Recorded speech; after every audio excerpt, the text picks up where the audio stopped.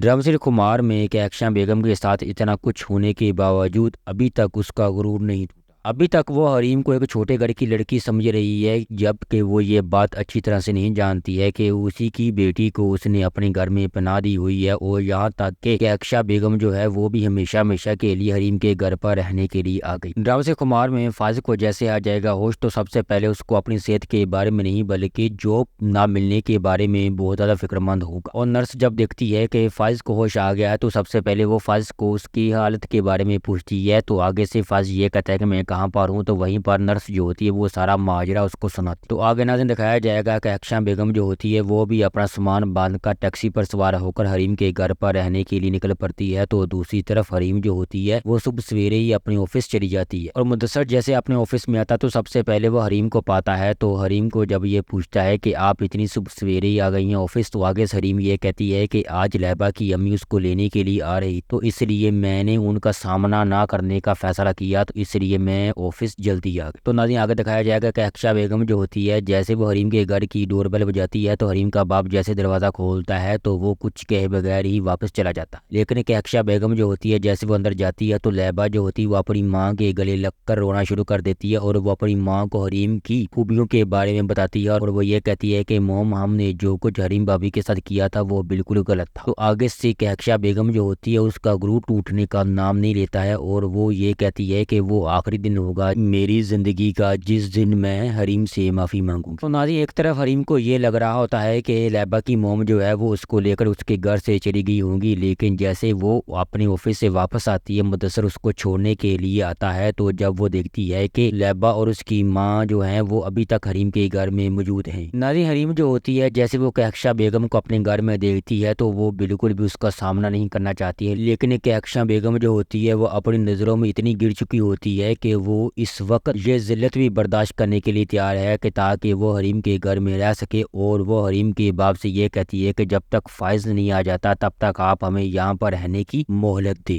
तो आगे नाज़रीन दिखाया जाएगा नासिर जो होता है वो अपनी बीवी के कहने पर जैसे है वो अपने पाँव को दिखाने के लिए किसी अच्छे डॉक्टर के पास जाता है। तो डॉक्टर जब उसके पाँव के जख्म को अच्छी तरह से देखता और वो ये कहता है कि जिस तरह आपके पाँव का जख्म दिन ब दिन आगे बढ़ रहा है, मुझे लगता है कि आपके पाँव की सर्जरी करनी पड़ेगी। तो नासिर जब ये बात सुनता है तो नासिर को लगेगा 440 वोल्टेज का झटका और तब जाके नासिर को इस बात का एहसास होगा कि उसने एक नेक और शरीफ लड़की को तंग करने में किसी किस्म की कसर नहीं छोड़ी।